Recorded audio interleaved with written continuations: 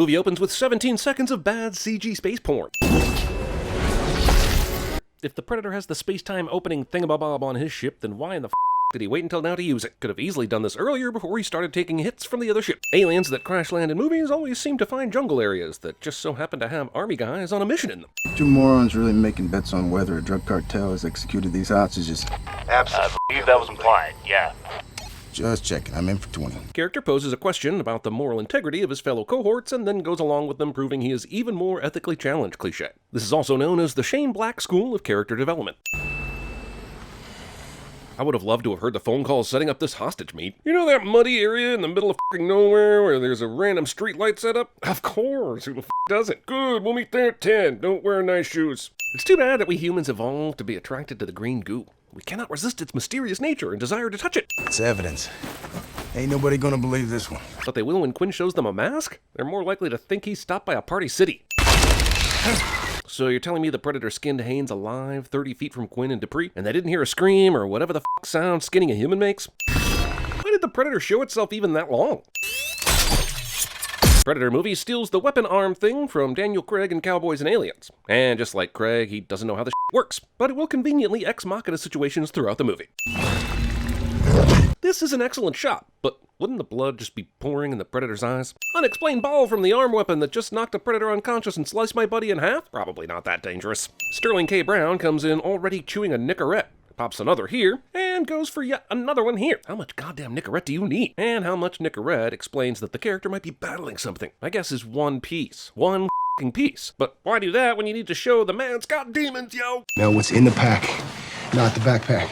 Then why not just give him the pack? Quinn doesn't even know how well this guy speaks English. Damn, dude, you have no idea what's in this thing. Sure, you're worried about someone stealing it, but why not just go ahead and camouflage yourself and avoid the cops, avoiding potentially inserting radioactive isotopes in your body? My guess is that this is a Shane Black special here, where the school abbreviated students to STDS, and we're apparently not aware of their mistake. And while I'm laughing my ass off, welcoming STDs into a middle school is no laughing matter. Use protection, kids. Abstinence sucks, but it's 100% effective. Chess critics. No, you do it, okay? Do it. Kids. The teacher in this class just strolls out of the classroom while his special needs student Rory stands in the back, easily seen and obviously troubled. God damn it, can we have one student who isn't constantly bullied in these movies? Jesus. To show his amazing mental capacity, the movie shows Rory putting the chess pieces back on the boards exactly as they were before the two fire alarm pulling dickheads knocked all the pieces to the floor. And when he's done, it's quite a feat, but it doesn't come without some errors. Just one example. The giveaway is this board, which shows from left to right a queen, a king, and a bishop in the back row, while the one here shows from left to right a pawn, a queen, and a king in the back row. No one knows why a pawn would be there. Can't be there, really, but hey, nobody's saying this isn't a great feat, even with the mistakes. They've been here before. 87, 97. They were also here in 2007, but we don't discuss that. That's badass. It's pretty morbid. It's pretty dark. Hi, it made no sense for me to be carrying around apples all this time, so instead I chew gum. So you'll recognize I'm the asshole. Oh, don't worry about him. He's just got Tourette's. He can't control it. I'm sure this character will be treated in a sensitive manner that won't have him swearing up a storm for laughs every time we see him. Never mind. That's Coyle. Friendly fire incident. Got turned around, fired at one of his own vehicles. Now he tells jokes. Crazy people exposition. Nuts position? Is it just your imagination? Or is this haunted room actually stretching? All this does is make me realize the Haunted Mansion ride at Disney World is way more fun than this movie, and is over in less than 10 minutes. I'm Sean Keys. Pause for the 3 people who love Predator 2 to applaud. If the Predators have been here before, and these guys have experience with them, then everyone should know those couple of straps aren't gonna hold the damn thing down when it wakes up. Why do you call it the Predator? Well, you know, because if we called it something else, it would be harder to get people into movie theaters. We called it the Predator, and it was still hard to get people into movie theaters. Data suggests that it tracks its prey, exploits weakness. It's not a predator, that's a sports hunter. Dr. Brackett would be amazing at CinemaSins. Also, the movie tries very hard to come up with an explanation as to why it's called the Predator, even somewhat joking that it's wrong. But even with all that, I still can't believe a bunch of people decided to call this thing Predator, based on that when you have so many cooler aspects to derive a name, like its dreadlocks, or scary-ass tusks, or the nightmare mouth. Well, we took a vote. Predator's cooler, right? They took a vote, and everyone agrees it's cooler. This specimen has Human DNA. Mostly plants and insects, but some mammals, sheep, goats. Dialogue was written this way, I guess, just to make sure no one was left out. Guys, I get it. I get it. You want to know someone an alien. yeah. Really feel like not having the tagline for this movie being, "You'll know if someone an an alien was a missed opportunity. It's hilarious to me when movies date something right around the time the movie was released. Like the first Predator was released on June 12th, 1987. So obviously in this world, the events were taking place at the same time. I guess in a parallel universe or something. To think Predator was just fun escapism in our world, but in their world, a deadly reality. Also, didn't the guy a few minutes ago say... They've been here before. 87, 97. Yeah, he did say 97, which is when Predator 2 was set, even though the movie came out in 1990. Also, is Jake Busey's character, who is named Keys, ever going to bring up that his dad has experience with these things, or is it just a fun casting callback? Assuming this was the ship chasing the human hybrid Predator at the beginning of the movie, why did it take him so long to get to Earth? The ship clearly has the same abilities as the other ship to open the space-time continuum. Wait, are these subtitles telling us what's going on? Or are they some sort of futuristic floating text that Predators can read when they're searching for motherfuckers? I guess it could be both, but did we really need any of this to tell us what's going on? Why would the ship decloak at this very moment? What's the purpose? You were just fine being invisible. Cool shot and all, but bodies aren't the same as bulletproof vests. At least half of those would probably go straight through her body and into his. And since we find out later that this Predator is actually here to help the humans, maybe he should have tried a different approach once he woke up, other than brutally murdering everyone around him. George Thomas J. Okay, so the Predator can imitate human voices. Fine. But when did he ever hear or see this dude talking into the hand and voice print ID thing? Remember, when Church Thomas J said his thing, he was way down in this corridor, while the Predator was strapped to the table fighting off human fodder. Also, this is nitpicky as shit, but there's a little something lost in the storytelling when the Predator managed to also somehow get Church's hand during this process, which you barely see in the background of this shot. I had to rewind this 5 times to find Church getting shot in the background while Olivia Munn gets her action shot in for the day. So, does he let her live because she's attractive and naked, or naked and unarmed, or just unarmed? Who the knows? It's one of the most confusing scenes in the movie. Casey briefly mentions it in this scene when they're running up some stairs, but it's never explored again. If this asshole could open the doors without Church Thomas J, then why did he even bother with the hand and voice print ID a minute ago? Jenga. Good news for the Predator. This mask was taken out of its box, and it's pointing towards something useful, so he can find this kid later. Also, are they saying that the Predator helmets connect to each other, where you can see what the other helmet sees? Like, if I were a Predator, I could hack into Jim Joe Bob Predator's helmet and see what he sees? That's an invasion of privacy only Facebook could love. Don't let him get away. Unnecessary orders. Everyone, on the floor, face down! These Army Guard guys are the stupidest f***ing people in history. Everything they do here is likely not what you do when you're trying to break up a fight on a prison bus. I'm no Predator weapon expert, but that shot looked really high to have hit the tire. Also, Olivia Munn is able to stay on top of the bus after this. Get to the choppers! If this movie had been a little less wink wink, nudge nudge, and a little more, say, good, then maybe I'd give more of a about this line and don't want to rip both my ears off with bare hands. Everything okay back there? Well, Predator brought whatever their equivalent of bloodhounds are on this trip, and I say that because it's not stupid at all. Guys, what the hell are you doing? What is all this? I'm trying to make her feel uncomfortable. I will say this scene is awesome. Wish the rest of the movie could have been on the same level as this scene, but this is worth at least one sin removed. Eat your You know, you just said eat your No, you said eat my This goes on for some time. It's called the Predator. Yeah, we've heard it a bunch, but roll credits. The kid from Room puts this mask on for no reason whatsoever. It shows him a f***ed up YouTube video of a Predator getting injected with something. Why is this mask showing anything right now? Daytime trick-or-treating? What is this? A Halloween sequel? So does Rory have leave whenever he wants to go trick-or-treating rights in this house? And they also managed to walk out the door with a giant Predator mask on without her seeing him? You know who Whoopi Goldberg is? It's like an alien Whoopi Goldberg. Man, I'm wondering, would this movie have been successful if they'd called it the Whoopi? Holy like, I bet Fox is kicking themselves right now. Asperger! Yeah, Rory said that the bullies would be able to figure out if it's him no matter what mask he wore, but this is some grade A bullshit that they recognize him with this f***ing thing on. To be fair, the guy had his porch light on and wasn't answering the door, so he 100% deserved this. Well, good thing they were driving down this road for a perfect view of an explosion just in case it happened. Also, what the f*** is up with this neighborhood? Every single house has a jack-o'-lantern sitting at the front of the driveway. It's like this movie stole footage from Rob Zombie's Halloween to make this thing. That helmet just killed a bunch of people in this house a second ago, but at least Rory taught the bullies a lesson. People are dead because of him. Listen, the kid's spooked. He's rabbiting. Where's he headed?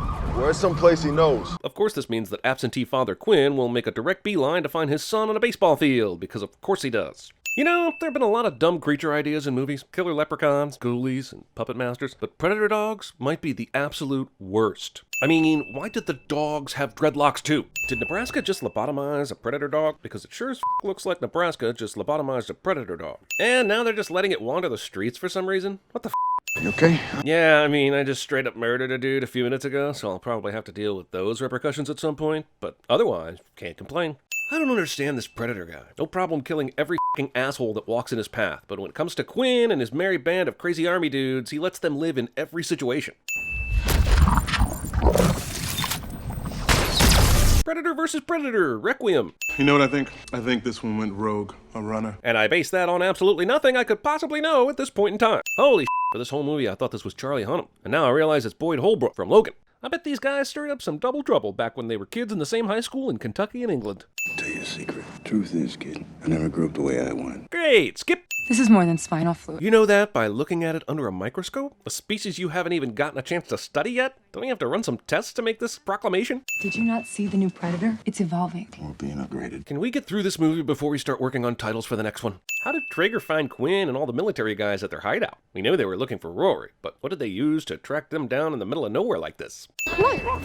Fetch! I've always wanted a Predator movie to turn into a Beethoven sequel. See, prayers can be answered. They thrive in a hothouse environment. Maybe they'll want to move into ours. But why? All the other Predator movies have set up that they simply enjoy hunting different species and killing them. There's never been anything said about them needing a new planet to live on. This is some left field bullshit to be throwing at us with only 30 minutes left. It's as if this kid writes his name on f***ing everything and places it conveniently in case a Predator comes by the house and needs some information quickly. No.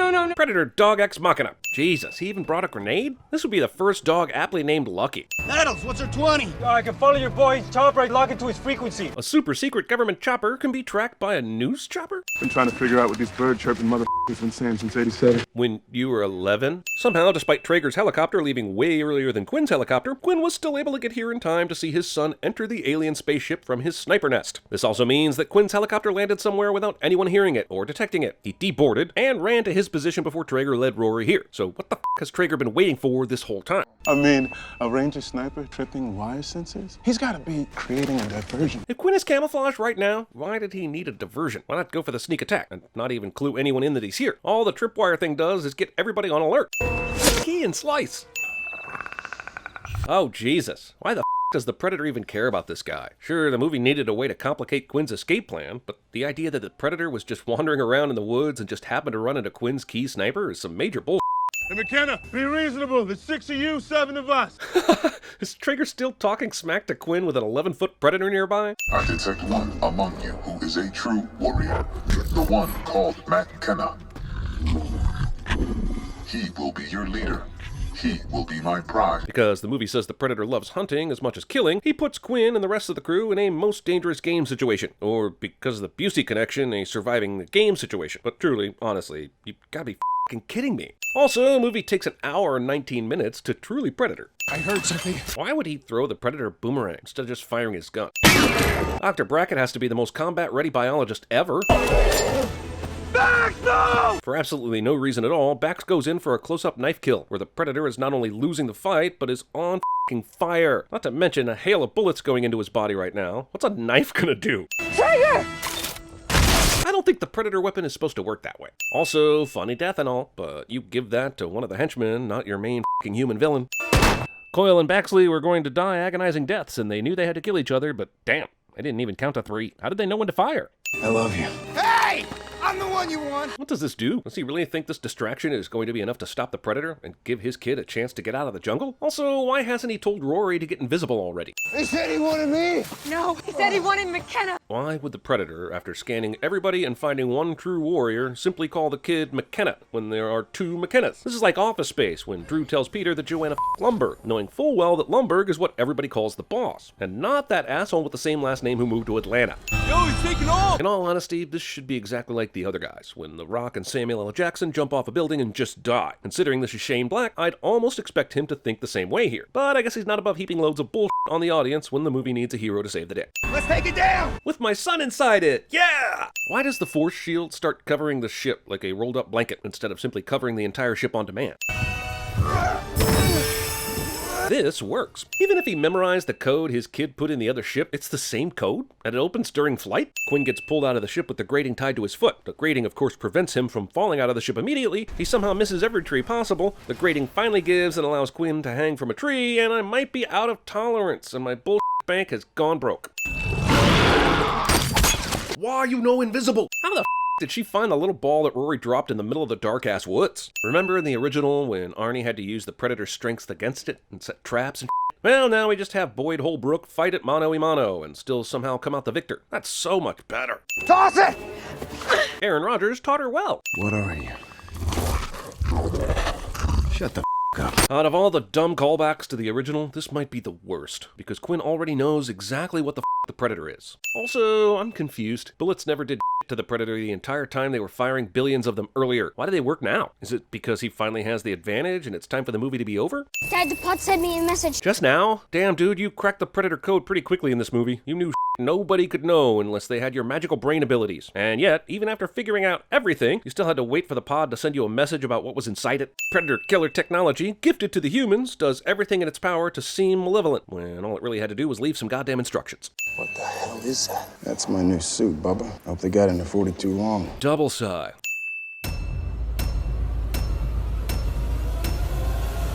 Would you have a seat right there, please?